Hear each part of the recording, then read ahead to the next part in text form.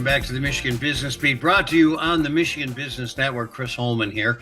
And as you know, we are not only in several studios usually, but we are all over the planet with our broadcasts.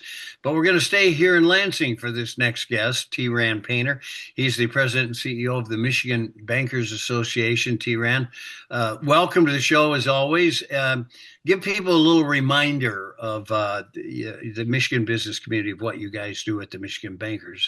The MBA is the lobbying organization for the banking industry in our state. We represent all banks and thrifts in our great state, about 100 members, from the smallest to the largest, serving their customers and communities throughout both peninsulas.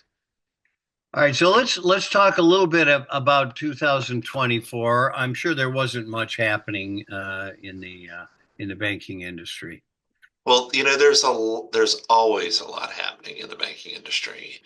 We welcome the opportunity to advocate on behalf of our members, both in Lansing and in Washington, to ensure that legislation is favorable for the customers and communities we serve. So, Rann, let me ask you this: there's this ebb and flow of consolidation in the Absolutely. banking industry, like there is in other industries, of Sure. course.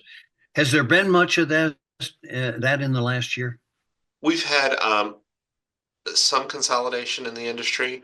Certainly, Choice One's acquisition of the State Bank in Fenton, Auto Club Trust out of the Dearborn area, that was acquired by both Grasshopper Bank for a portion of that and West Shore Bank for another portion of their operations. And then Community Unity was also acquired. So we see some of that from time to time. That does tend to ebb and flow. Those are the ones that are most recent. Way back when, at the turn of the century, when I was on a bank board, we did a lot of stress scenarios. Like Yeah. what if inflation really rears its head? What if the Federal Reserve rate goes down or goes way up, etc. Banks, I'm presuming, are still doing that. Oh, absolutely. Banks are always working to be nimble to react with decisions of the Fed. Sometimes you have a little bit of a preconceived notion as to whether rates are going to go up or down, but you never really know until they make that determination. So it's important to have that planning in place, regardless of the decision, right? You're absolutely right. And of course, I guess there's as much turmoil in the marketplace now as there has been in quite a while. So you have to be even more nimble, right? That's right. Anytime there's uncertainty, there's opportunity, right? Ooh, I like that. That could catch on, Rann. So you announced the 2025 Banker of the Year. Tell us about that. That's right. Each year, the industry recognizes a banker who has served their bank, their community, and the industry with distinction. We had 11 nominees this term, which is really remarkable. The award is going to be presented at our annual meeting in June to Brad Kessel, William B. Kessel, who is president and CEO of Independent Bank based in Grand Rapids, a former chair. So we're very excited for that recognition, not only to Brad, but for his team, for his recognition there. Well, and they've been a pretty entrepreneurial bank over the years too. Absolutely. Yeah, which is really good. We need that.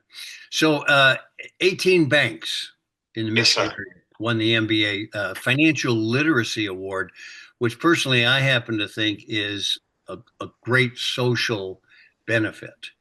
So tell me about that. It is. We recognize each spring banks who have demonstrated excellence in financial literacy, in teaching to their customers and community members about financial literacy, whether it's in the classroom to school children or seminars on retirement and fraud prevention for adults or seniors.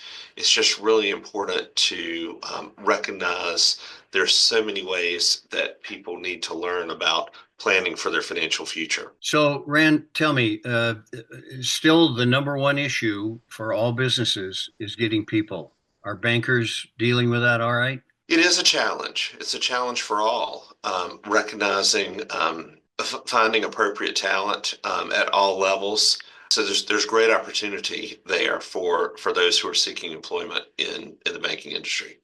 There you go again. Every time there's a challenge, there's opportunity. Yes, sir. Absolutely, sir. Thank you, Chris. Rann Paynter, President and CEO of the Michigan Bankers Association. Thanks for joining us. Keep up the good work, my friend. Chris, you're amazing. Thank you so much. We'll be right back. You're watching the Michigan Business Beat on the Michigan Business Network.